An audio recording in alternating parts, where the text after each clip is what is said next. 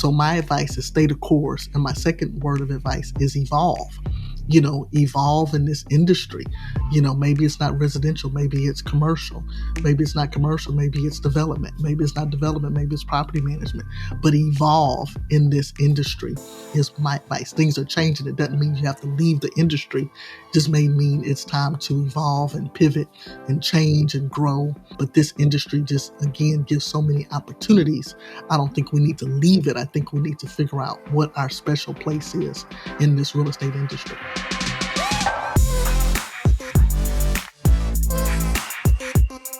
Well, hello, everyone. It is Julia Lashay here, tuning in with the Color of Money podcast. I am joined by my co-host, Mr. Emerick Peace, Mr. Daniel Dixon.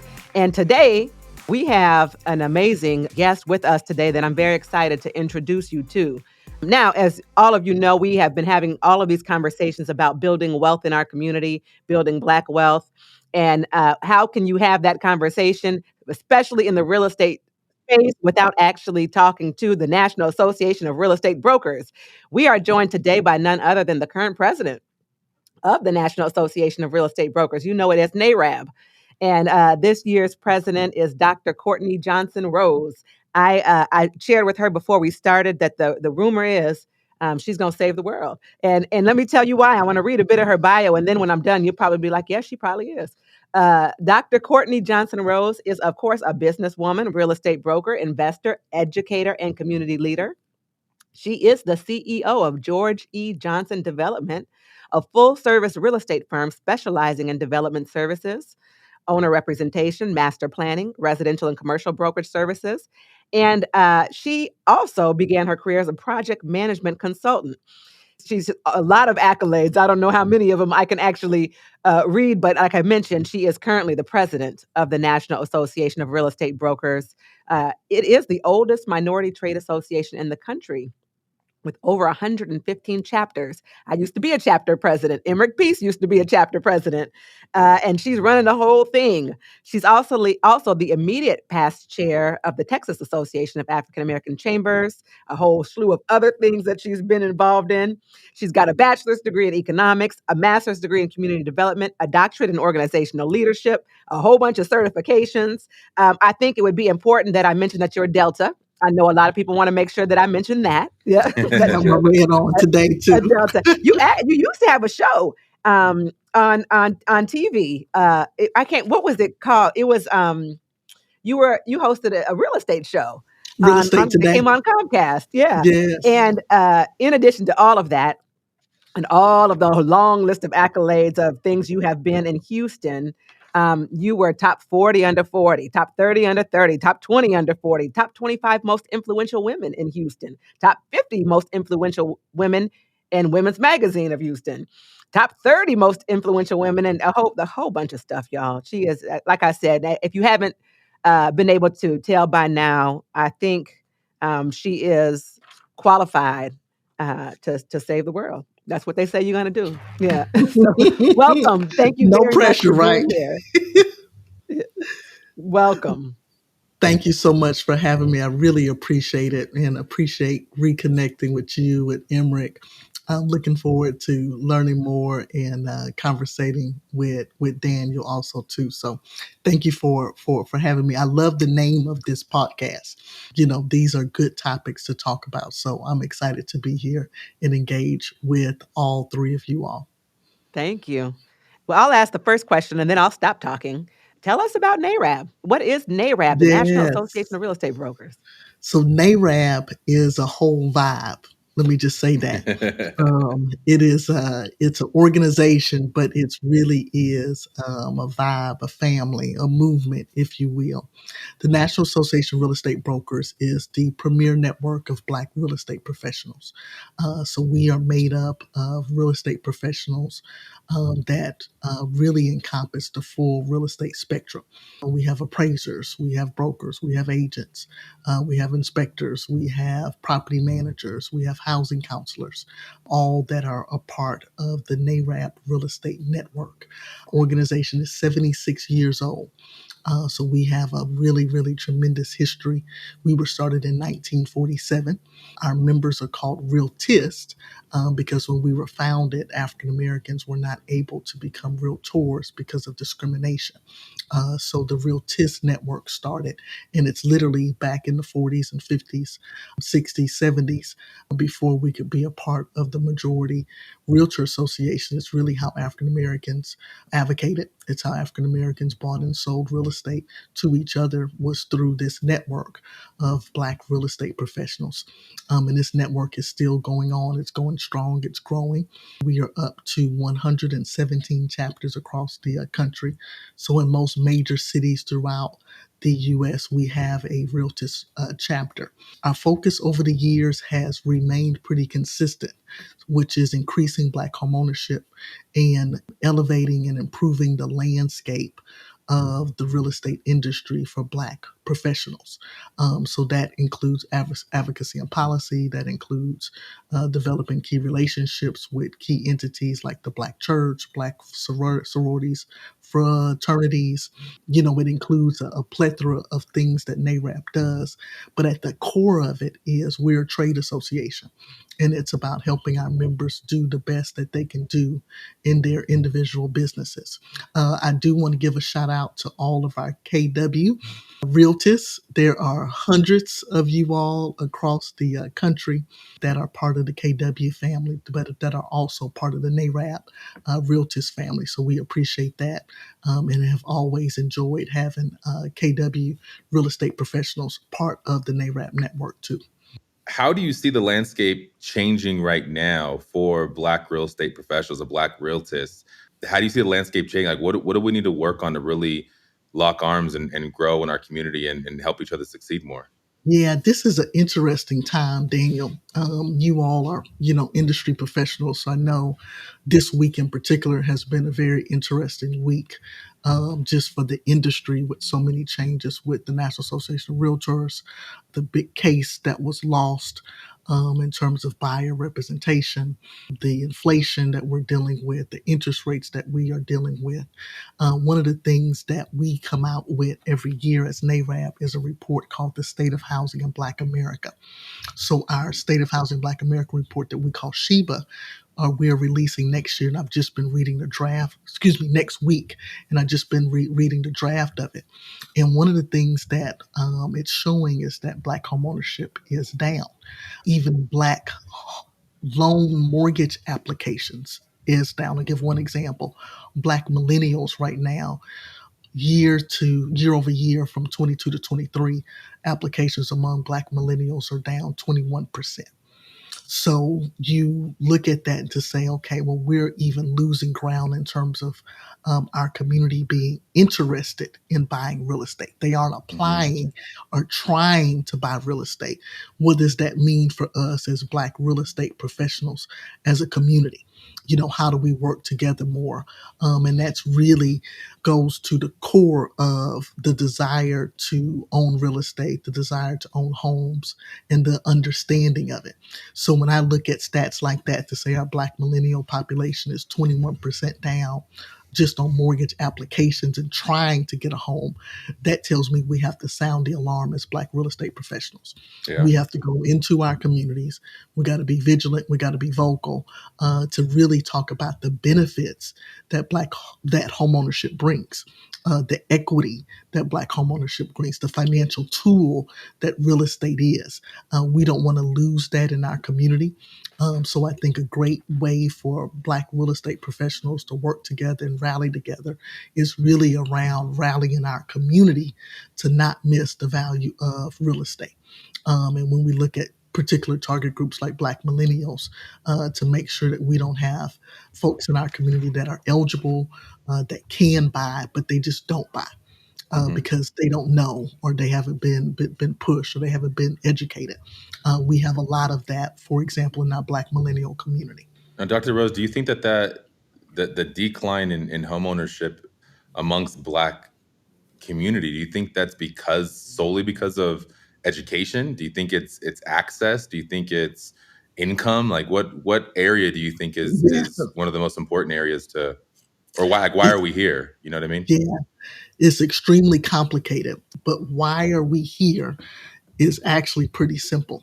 Systematic racism is why we are here. We all work within a financial system that wasn't designed for African Americans. If you look at the history of FHA, it wasn't designed for African Americans to participate in. If you look at the FICO credit scoring system, it wasn't designed for African Americans to participate in. Those algorithms and things of that nature, how they score debt to income ratio, which is the number one reason why African Americans don't get approved, is not credit, it's not down payment, it's debt to income ratio.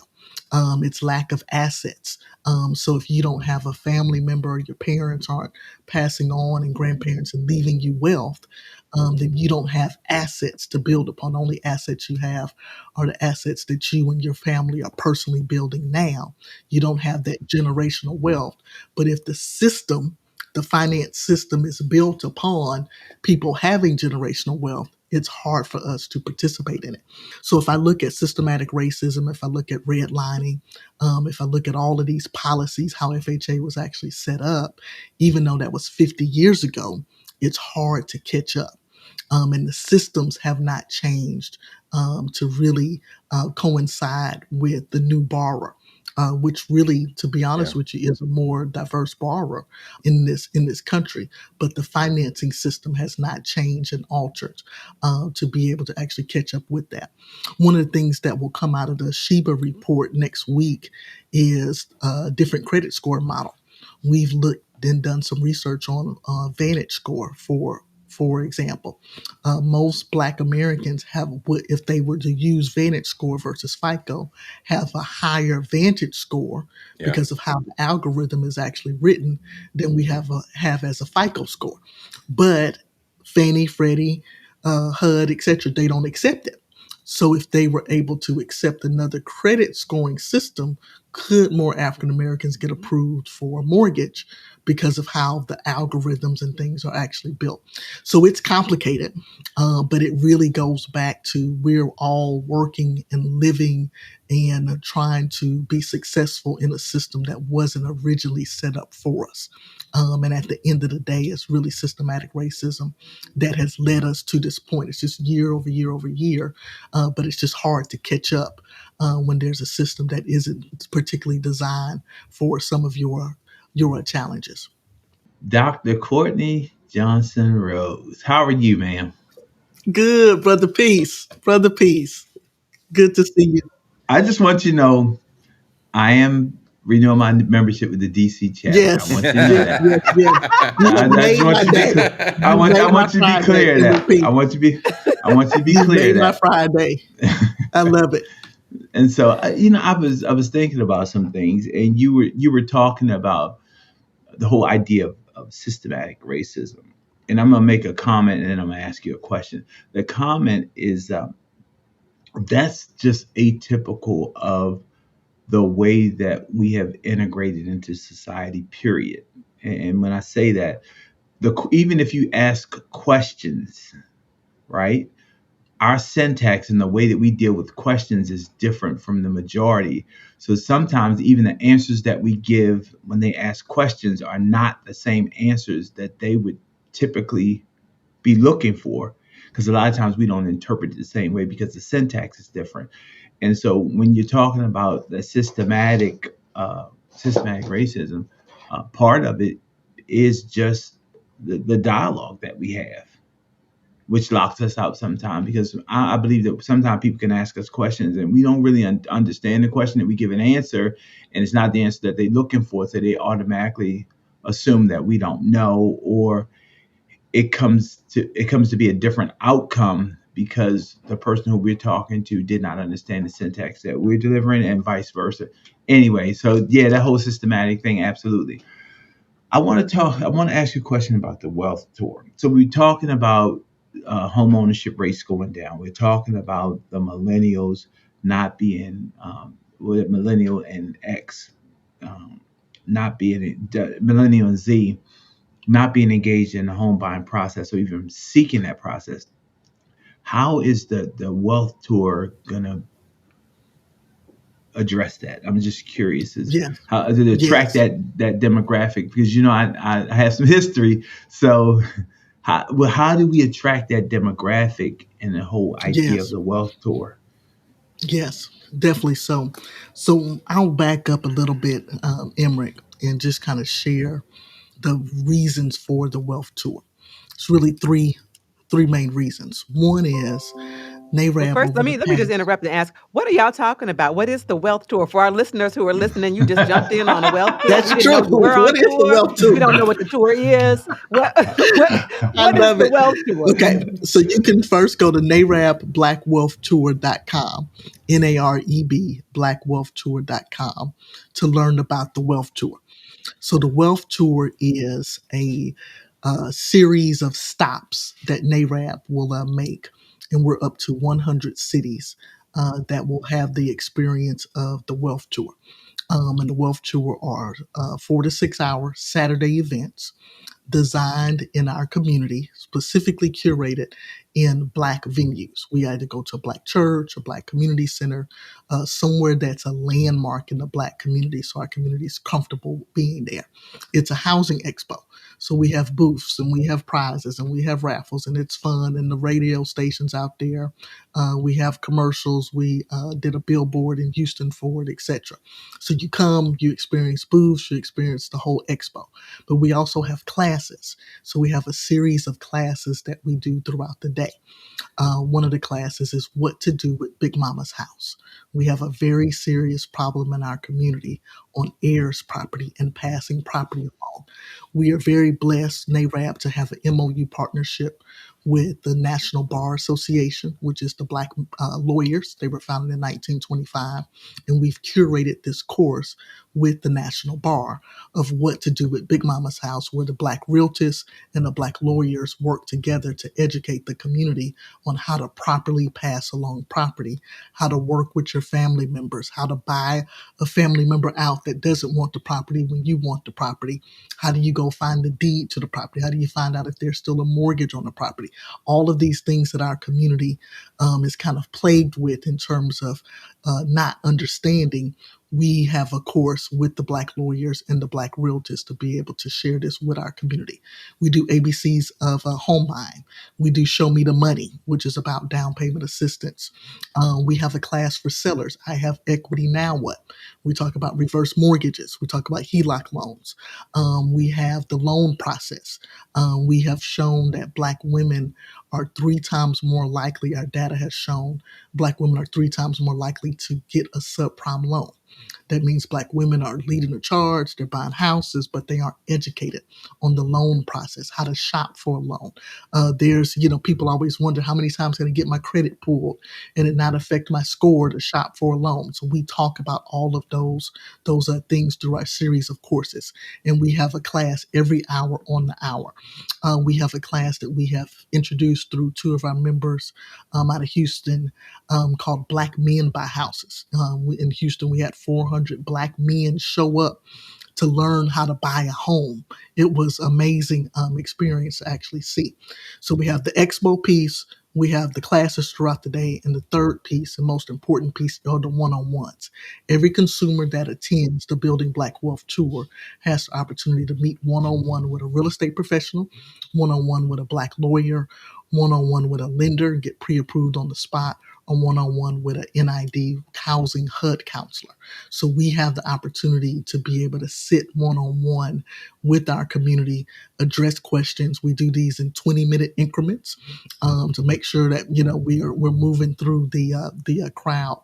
But in Houston, our first stop of the Black Wolf Tour, we had 1,000 consumers attend, and 60% of them took advantage of the one-on-one, where they're able to sit down with a professional and actually talk about what they are experiencing.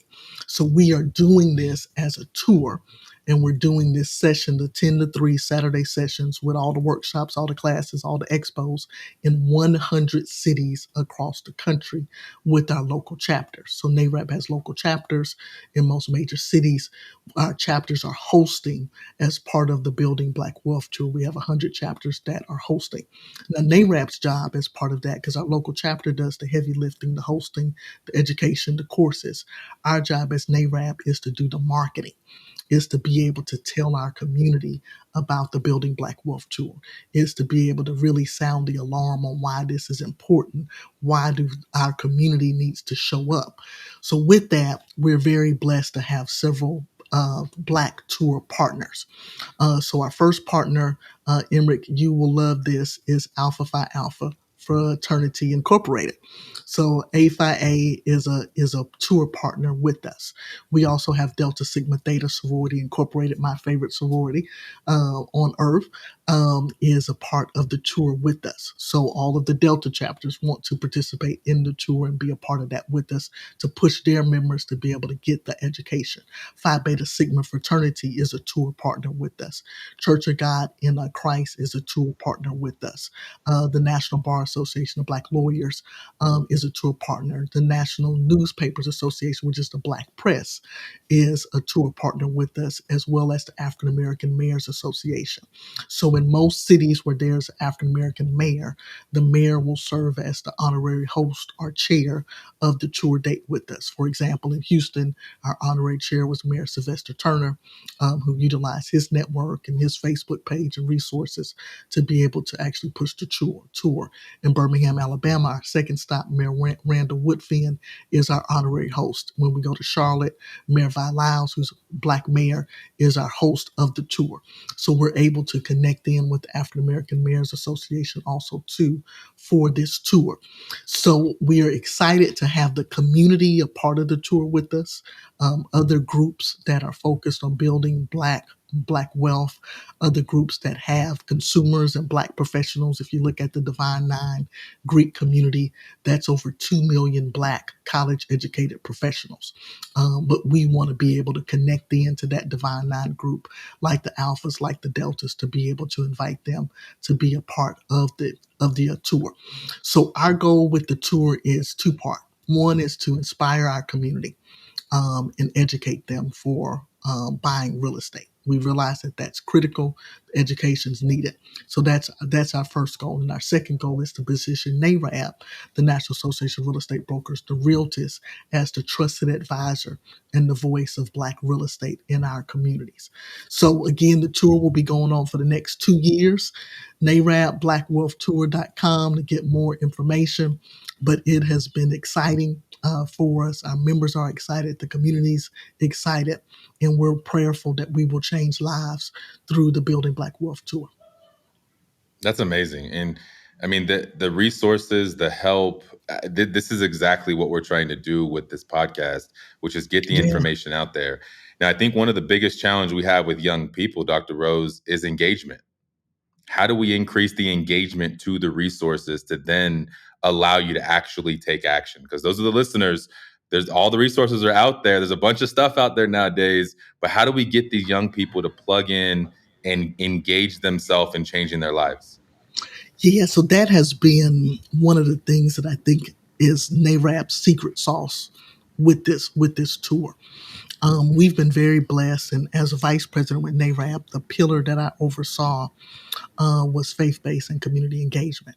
So over the past 5 years, I've been very active with the association and helping us develop these key MOU partnerships.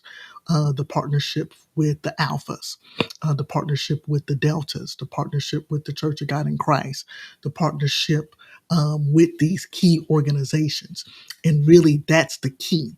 We have to bring the information into our communities. But it's very important. The success of this tour is really about our ability to utilize and activate our NAREB MOU partnerships. Because at the end of the day, it's the Alphas that bring the young men. It's the Deltas that bring the millennial professional Black women. It is the Black Newspapers Association that educates and does the marketing and the advertise for us. It's Black Radio being able to partnership in there. It's Phi Beta Sigma. So it's really at the end of the day, the partnerships that's going to make the difference for us, because we are going to where the people are. I'll give an example. In Birmingham, we're partnered with Dr. Thomas Beavers, who is a very dynamic millennial young pastor in Birmingham. And he has a church service on Sundays that has 2,000 Black millennials. He has 3 church services, and he's the pastor. He's the one. He's reaching them. He's getting them. And we were able to connect again with him through our faith-based initiative. And he wants every member of his church to become a homeowner. Well, he already has the audience. We're actually hosting the Black Wealth Tour at his church. So he's challenging his members to come and become homeowners. This Sunday at his church, our members will be there doing an announcement from the pulpit of the church to come to the NAREB Building Black Wealth Tour. That's the difference, is we have to go to where our people are. Social media is not enough. We have to go and be in front of them. We have to go to the alpha meeting. We have to do a presentation in front of the alphas, a 5-minute commercial to talk about building Black wealth. We got to go to the Delta meetings. We got to go to the Sigma meetings. We have to go to where our community is. And that's the major difference with this tour, is the tour partners that we are connected with. We are actively trying to get to all of the Divine Nine. So we have approached the Omegas, and we're in the process with them. We have solidified Iota Phi Theta. We're just waiting for the final steps to that. But we're going to try to engage the full African American Greek community, because again, that's 2 million Black professionals, college educated. We're going to try to engage with the Black church. So those are the ways that we feel like we can really get the engagement. Because you are right, that's the trickiest part of it, is getting people to really listen to you. And to get them to listen, what we have found is we have to go to them where they are, where they worship at, where their sorority meeting is. We have to be in the community with them to be able to garner their attention, to pay attention to how important this actual wealth building process is. Yeah. Here's a different question. How can we help as a community? Yes, that is the actual question. So with this tour, it's really important that we help encourage the people in our community that need it the most to actually be there. That's at the end of the day. We're providing the resources. NAREB's going to provide the resources. We have outstanding lending partners that will be there. We have a great relationship with the Black Lawyers Association. They will be there. So we are bringing the information, the resources that people need. I think the main push is to be able to really invite our community to be a part of it. We don't talk about in the Black community wealth enough.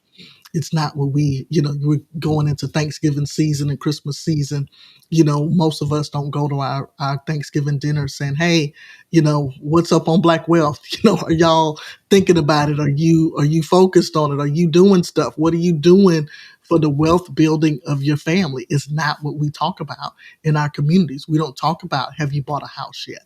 We don't talk about, have you maxed out your retirement plan for the year? It's just not the conversations that we have. We don't talk about, hey, this is a beautiful home that we're in for Thanksgiving dinner. Have y'all really talked about who gets this house after grandmother passes on? Have we talked about the land in the country that everybody kind of knows we own it, but nobody knows who and how we pay the taxes? We don't have serious conversations. So I think what we need our community to really do is to start initiating those conversations on building Black wealth, preserving wealth, and what that really, really, really means for us. I think that's something that we can all take our personal initiative as real estate professionals, as those who know how important it is to initiate those conversations with our families, with our friends, with our sorority sisters, with our network, with our mastermind group, with all the networks that we're a part of, to bring up important conversations, and really talk about building Black wealth and everybody doing their equal part in it. I want to pivot just a little bit. We've been talking a lot about NAREB and, of course, about the wealth tour. But let's talk about you. Uh, tell us a little bit about your real estate business. We were before we started the podcast. Um, Emerick and Daniel and I and you too, were talking about just the times that we're in and the difficulty for real estate professionals. So, of course, we all want to advocate for Black home ownership, make sure that our communities are building wealth. But let's talk about you have a real estate business. So as real estate professionals, in this moment in time that we're in where the interest rates are high and the market is not doing as well as we once were, maybe even just a year ago, and all of the different challenges that we're facing in the real estate environment.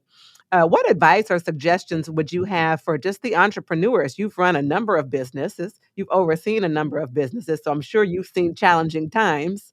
What advice would you give for the entrepreneurs listening right now, coming from someone like yourself? Stay the course is if I had to just kind of sum it up, my advice would be about staying the course. This is a challenging time, yes. Things are changing, yes. 2024 will mark my 24th year in real estate.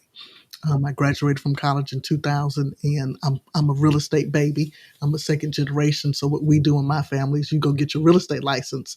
Me and all of my siblings have it. So this would be my 24th year license, and I've seen the market. I've seen it go up. I've seen it go down. I've seen it come back. It goes back up, goes back down, and we just have to ride the wave. So I really want to encourage real estate professionals to really stay the course. And this is a season that we're going into where only the strong will survive, but you can be the strong. This is where you retool, you get educated, you put your head down, you get a little bit more leaner on your expenses, you get a little bit more aggressive on your marketing and your value proposition, but lean into it and stay the course with this business. The one thing I've always enjoyed about being in real estate is everyone needs us. They may not need us today, but eventually they will need our services. What we do, guiding families into home ownership, what we do, my company is personally a real estate development firm. What we do in terms of real estate development, it has to be done. So the industry vast also too. My second word of advice is looking at the vastness of the industry. My dad has been licensed for 42 years in the state of Texas. He was one of the first African Americans to be able to get a Century 21 franchise. The year I was born, my parents bought a Century 21 franchise. He was one of the first African Americans to be able to join the Fort Bend Board of Realtors here in 1972 when they allowed African Americans to be able to actually join. So I've watched his career over the years, and he's gone from selling residential real estate to moving into commercial real estate to real estate development to consultant for mega churches in real estate to running TERS boards and how do you do community development to teaching a class as a college professor in real estate. All of these things he's done with this same real estate license. So my advice is stay the course, and my second word of advice is evolve. Evolve in this industry. Maybe it's not residential, maybe it's commercial. Maybe it's not commercial, maybe it's development. Maybe it's not development, maybe it's property management. But evolve in this industry is my advice. Things are changing. It doesn't mean you have to leave the industry. It just may mean it's time to evolve and pivot and change and grow. But this industry just, again, gives so many opportunities. I don't think we need to leave it. I think we need to figure out what our special place is in this real estate industry. Well, you have such a wealth of information. I hope you wouldn't mind joining us again. I would love to talk to you about development, right? And also, there's another host too. Sometimes we have Bowman Keaty on, and so these guys, I'm outnumbered. I'm outnumbered, Madam President, and so I also would love to have you come back and talk about being a woman in real estate. Emerick and Daniel. Yeah. We'd love to have you talk about all those things. You have so much information to offer and such a wealth of information in so many different areas of real estate that we'd love to have you back to talk about even franchising. You just talked about your dad, being one of the first Black people to be able to buy. And I would imagine it's not just a Century 21 franchise, any franchise, Any right? franchises, Any franchise. So we'd love to talk about franchising. And when we do that, we want to have you back for that. All kind of stuff I can think of that we'd love to have you back with. But for today's podcast, do you all have any final questions you'd like to ask, Madam President? Yeah, I do. Dr. Rose, if you're thinking about your favorite candy, would you choose sour candy or chocolate? Chocolate. Chocolate. Every time. Dark chocolate or milk chocolate? Oh, now that's a tough one. I would probably say milk chocolate. The dark chocolate people confuse me. I don't like sour candy. I like fruity candy and I like chocolate. So okay. All right, fair enough. I think your candy choice says a lot about you. You know what I mean? And I love candy. So as do I. I'm at my desk. My drawer is right here. And like my kids know, this is like the secret drawer. Oh my goodness. Within arm's reach. I got better for you. What else I got here? That's awesome. Those are my favorite right there. Hot tamales are my favorite. And I stay up late. I'm a night owl. I get my best work done at night when the phone's not ringing and no text messages are coming in. So this is how I stay up and make magic happen. But my kids know if they want to get a piece of candy, they know which drawer to go to. It's right there. There we go. Emerick, any final questions before we let her go? If one wanted to join NAREB, how would they join NAREB? Perfect. Because Daniel keeps saying he wants to join NAREB, and let's make it happen. Know how. Let's make it happen. So NAREB.com, NAREB.com, you can have membership information. There's a whole tab on Join Us. But you join NAREB through our local chapters. So there is a Denver chapter. And on the NAREB site, you'll see the information for the Denver chapter with a link that will take you to that particular local market. And when you join, you are joining the local chapter and the National Association of Real Estate Brokers. So you have the best of both the worlds there available to you. Well, thank you so much for joining us today. It's been an honor and a pleasure to have you. I'm excited because I know on December 5th, you're coming to Austin, here where I'm at.